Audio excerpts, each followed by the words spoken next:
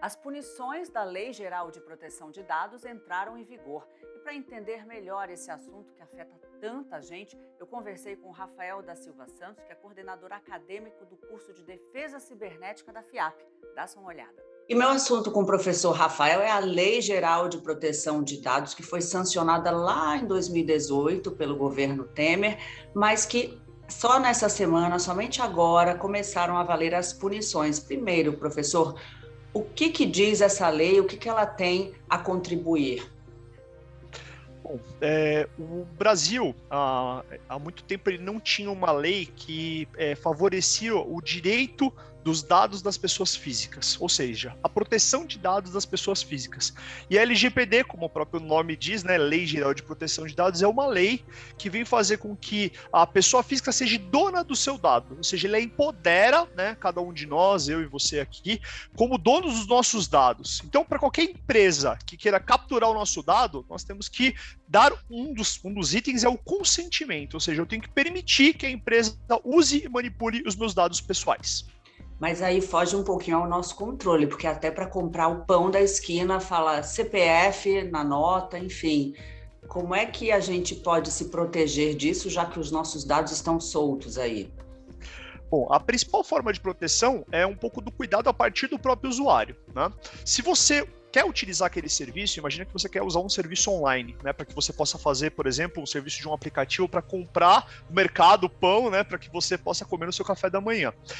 O uso desse aplicativo, ele exige, por lei, algumas coisas. Então, ele tem que capturar seu CPF, porque ele vai ter que te cobrar, né, depois na fatura do seu cartão, ele tem que capturar alguns dados de cartão seu para que ele possa, evidentemente, efetuar você fazer o pagamento. Ou seja, alguns dados são necessários para o nosso dia a dia e também para a prestação de serviço. Então, a LGPD, ela fala o quê? Que a empresa, ela tem que ter uma clara política de privacidade de dados. Ou seja, nessa política, a empresa tem que falar para o usuário como que ela trata e manipula os seus dados pessoais. Porque uma coisa é a gente utilizar esse aplicativo que a gente está dando exemplo, né, para fazer a compra do nosso dia a dia.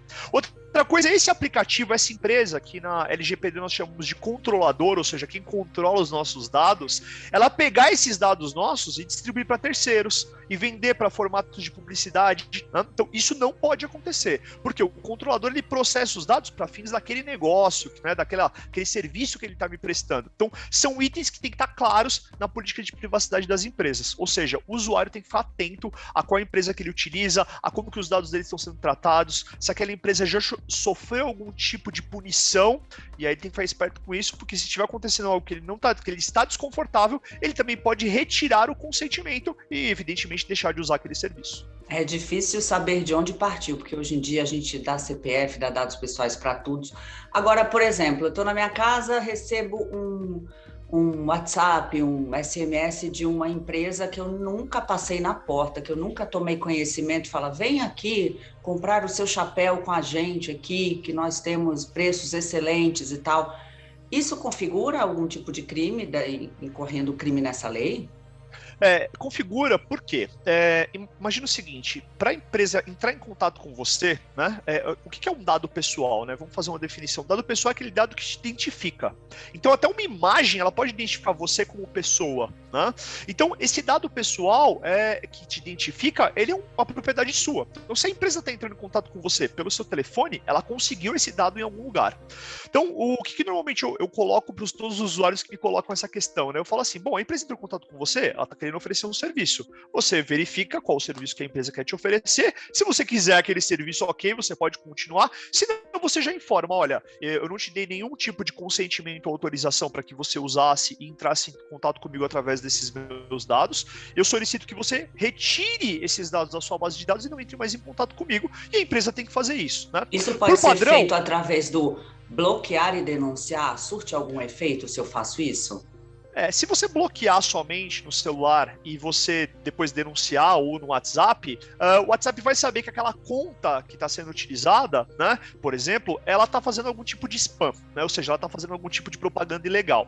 Mas o ideal se você se sentir realmente ameaçado, aquilo persistir, ou seja, depois que você falar que você não quer mais continuarem tentando entrar em contato com você e você não tem nenhum tipo de contrato de prestação de serviço com aquela empresa, o ideal é você procurar um órgão, né, como o Procon, para fazer uma denúncia denúncia, né, sobre uso inadequado de dados. Então, o Procon já está recebendo diversas denúncias e a gente pode estar procurando o Procon e também procurando a Autoridade Nacional de Proteção de Dados, que é a ANPD, para fazer a denúncia dessa empresa que por algum motivo está entrando em contato com você e você não gosta, você não quer mais esse contato. Uma vez que você é dono dos seus dados, você pode retirar esse consentimento. Haja Procon, hein, professor? Olha, eu recebo, por exemplo, desse tipo de spam.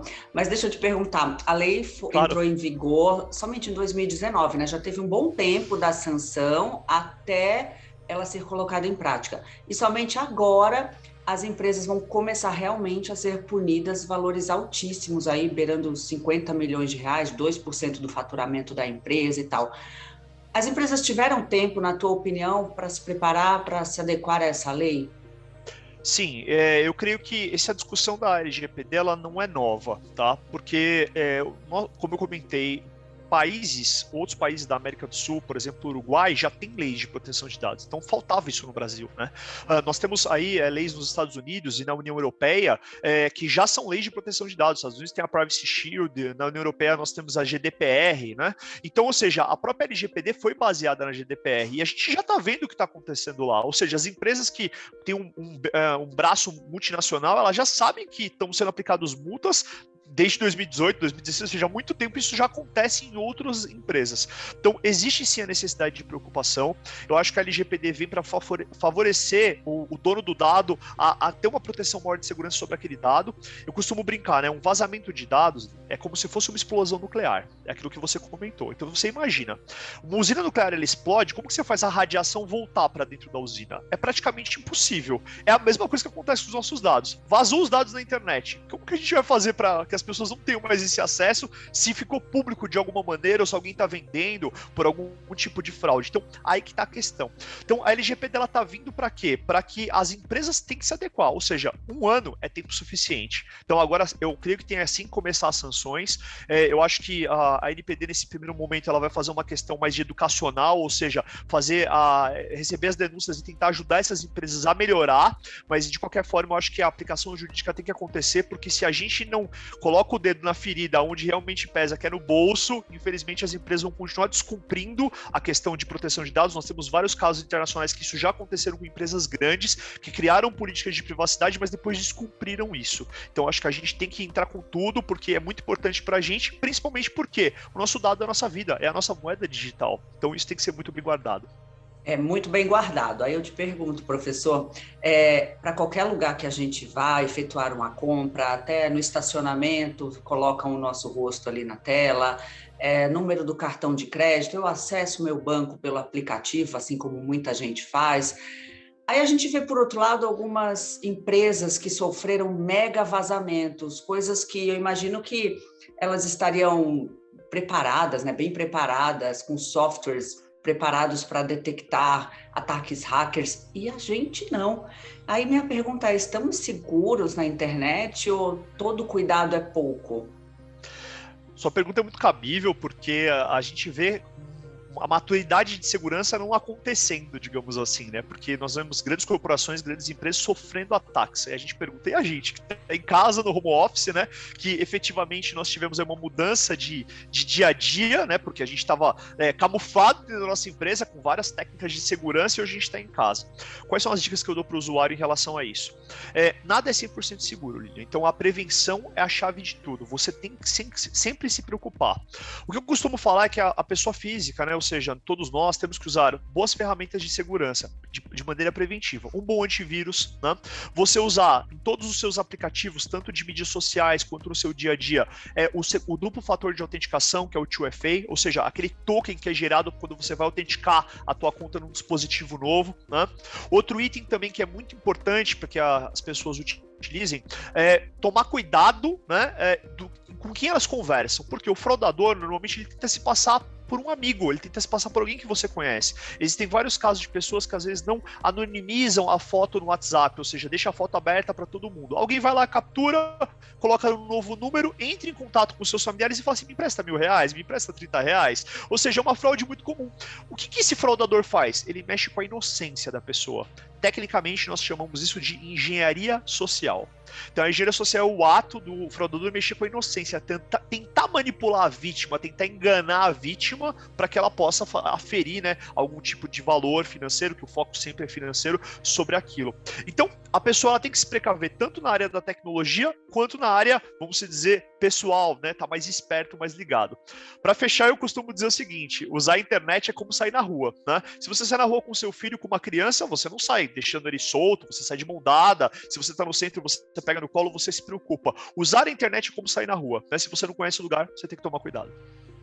Professor, para a gente encerrar, como é que o senhor imagina o Brasil em termos de segurança cibernética nos próximos anos? Vamos seguir os países mais evoluídos ou vamos continuar correndo atrás do crime? O crime acontece, somente alguns anos depois é que a gente vai achar uma solução para esse crime, já que esse assunto é relativamente novo aqui para o nosso dia a dia, principalmente agora, como o senhor comentou, home office, todo mundo conectado, que foi a principal forma de comunicação, né? Sim. Eu vejo que o Brasil está caminhando para a questão de cibersegurança e segurança da informação. A LGPD vem para fortalecer mais ainda esse ponto, né? Eu costumo falar, a LGPD ela é a base, ela é a lei, ou seja, a base dessa lei é o quê? É gestão de segurança da informação, com base em ISOs de segurança da informação, que são melhores práticas, como a ISO 27001, 27002, por exemplo. Portanto, eu penso que daqui a alguns anos as empresas vão estar com uma maturidade maior, se essa lei realmente acontecer e as empresas forem punidas, porque aí automaticamente as pessoas vão ficar em alerta e vão falar, eu tenho que me preocupar com esse item. Hoje, infelizmente, no país, a maioria das empresas elas se preocupam depois que um incidente acontece. Então, eu tive um vazamento de dados, eu tive um ataque de ransomware, é muito comum, né? Peguei um vírus de computador, ele criptografou os dados da minha empresa e eu perdi tudo. Então, por que não foi investido em backup? Né? Por que não foi pensado nisso antes do ataque acontecer? Porque isso, evidentemente, claro, tem vários fatores, isso é um custo, isso gera necessidade, né? Que a empresa invista em tecnologia. Então, a minha dica é o seguinte, promovam a cultura de segurança da informação. Né, treinem os funcionários, né, treinem o que a gente comenta em tecnologia nos usuários para que eles saibam usar a tecnologia. Eu acho que as campanhas preventivas fazem com que a conscientização aconteça. Isso seja comum, ou seja, isso vai ser uma coisa comum do nosso dia a dia. Como não era usar o duplo fator de autenticação, como não era usar um bom antivírus pago, como não era se preocupar, hoje a gente acaba se preocupando por causa de tanta fraude. Né? O Brasil é um dos países aí que tem a mais alta tecnologia, investe mais alta tecnologia, tanto no setor bancário, financeiro, para a questão de proteção, né, questão financeira, mas as outras áreas também tem que se preocupar. Então eu vejo que a gente tem que aumentar o nosso nível de maturidade. Se a gente continuar assim, e se essa lei for uma lei que vai vir só para manter o que está, a gente não vai ter um aumento de maturidade. Então o Brasil ele tem que correr atrás, e eu acho que a gente está andando um pouco devagar. Então o que eu espero para o futuro é que o Brasil realmente, as empresas se preocupem, o nível de maturidade aumente e que as empresas corram atrás antes do prejuízo. Professor, muito obrigada por esse bate-papo com esse tema que certamente é de interesse de todo mundo.